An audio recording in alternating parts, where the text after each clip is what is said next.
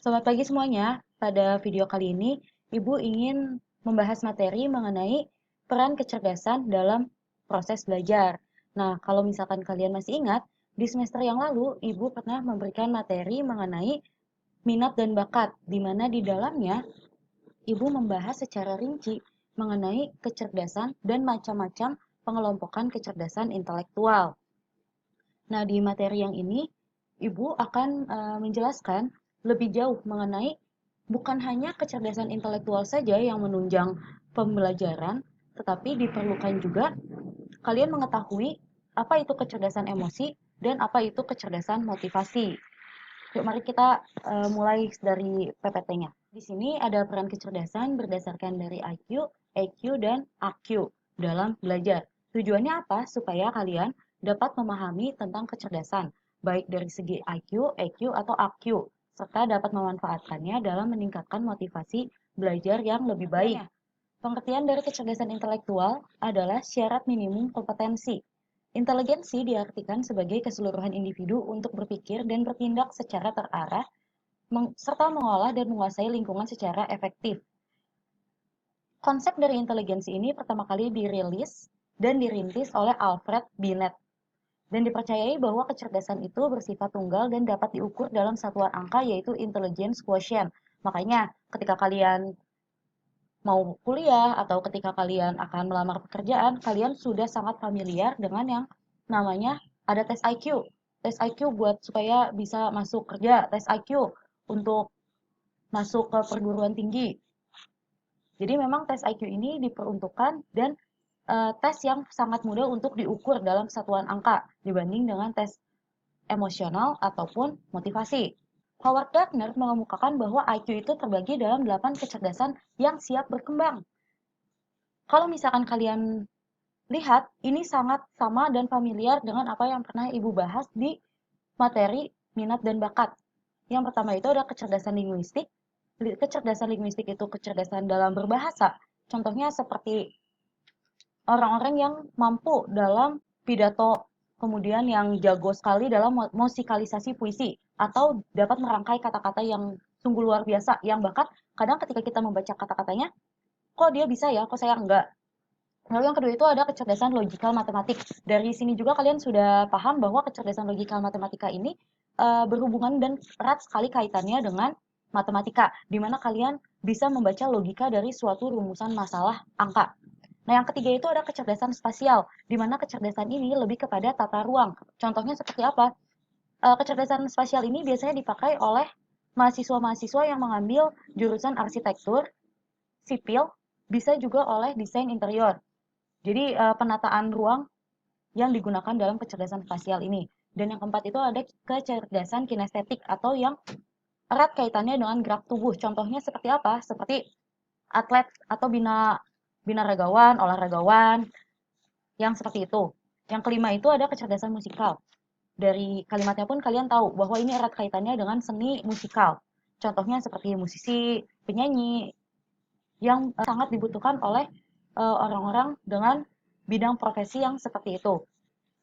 Lalu untuk bagian ke-6, ke-7, dan ke-8, ini adalah kecerdasan yang abstrak atau sifatnya psikologis yang berkaitan dengan diri. Ada kecerdasan interpersonal, intrapersonal, dan kecerdasan naturalis. Intrapersonal dan kecerdasan naturalis. Nah, kecerdasan EQ merupakan kecerdasan bagaimana kalian bisa memahami perasaan diri sendiri, orang lain, dan mampu bagaimana kalian memiliki stabilitas emosi yang baik. Kalau misalkan kalian pernah mendengar ada orang yang menyebut diri, saya mah mut-mutan, gampang marah, temperamental. Nah, mungkin di sini adalah orang-orang dengan kecerdasan emosional yang rendah. Tetapi ketika orang-orang mampu untuk uh, meredam emosinya, mampu mengeluarkan emosinya secara lebih baik, lebih bijak, misalkan tidak di depan umum, tidak marah menggebu-gebu di depan masyarakat. Nah, mungkin di situ orang tersebut memiliki tingkat kecerdasan emosi yang tinggi. Di sini Daniel Goldman mengembangkan EQ menjadi 5 kategori. Yang pertama itu ada kesadaran diri, di mana mereka itu sadar terhadap emosinya diri sendiri dan percaya diri. Yang kedua itu bagaimana cara mereka mengatur dirinya.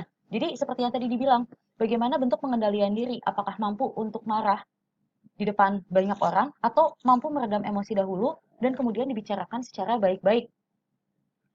Dan yang ketiga itu ada motivasi, dorongan berprestasi, komitmen, inisiatif, dan optimisme.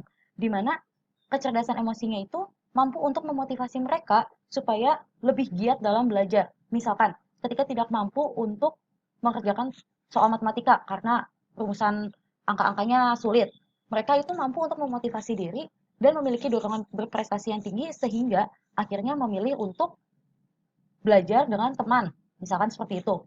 Dan yang keempat itu ada empati, memahami orang lain.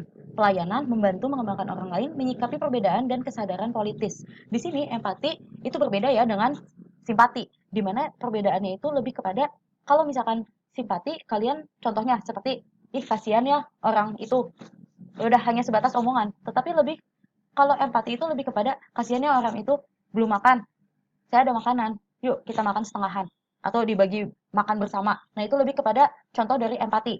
Dan yang kelima itu ada keterampilan sosial, di mana di sini mampu untuk persuasi, keterampilan komunikasi, kepemimpinan, bagaimana bekerja sama dalam tim. Jadi IQ ini benar-benar menunjang dalam proses pembelajaran kalian. Ketika kalian memiliki IQ yang tinggi tetapi motivasi belajar kalian rendah, biasanya kalian akan malas-malasan atau ya udahlah nilai pas-pasan juga nggak apa-apa. Nah, di sini salah satu bentuk dari kecerdasan emosi yang mempengaruhi kecerdasan intelektual, di mana motivasi juga adalah kecerdasan dari motivasi. Jadi tiga hal ini saling berkaitan. Kita akan lanjut dulu ke kecerdasan AQ atau adversity quotient, di mana adversity quotient itu adalah kemampuan atau kecerdasan seseorang untuk dapat bertahan menghadapi kesulitan-kesulitan serta mampu mengatasi tantangan. Di sini ada tingkatannya, ada quieters, campers, dan climbers. Di mana quieters itu merupakan orang-orang yang biasanya ketika mendapatkan tugas atau soal yang susah langsung nyerah duluan. Ah udahlah nggak mau dikerjain, udah pasti nggak bisa ini udah pasti jelek. Jadi sebelum memulai udah berekspektasi saya nggak bisa, nggak akan dilanjutkan. Kalau yang kedua itu tingkatan campers, di mana biasanya ditemukan pada siswa-siswa yang ya udahlah nilai pas-pasan juga nggak apa-apa, yang penting lulus deh, yang penting naik kelas aja lah dengan nilai pas-pasan. Jadi tidak ada motivasi yang lebih tinggi untuk mendapatkan prestasi yang lebih baik. Sedangkan yang tingkatan yang ketiga itu ada climbers, orang yang mendaki atau mereka tidak akan puas ketika hanya mendapatkan nilai yang KKM. Mereka ingin mendapatkan prestasi yang lebih tinggi.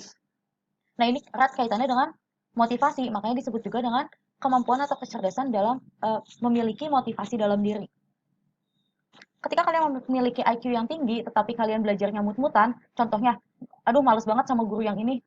Jadi, kalian suka dengan mata pelajaran tersebut karena gurunya. Misalkan kalian mendapatkan mata pelajaran yang gurunya kalian tidak suka.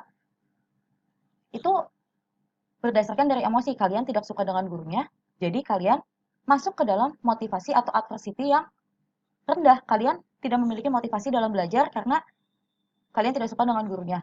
Efeknya kalian tidak akan mendapatkan nilai yang cukup tinggi.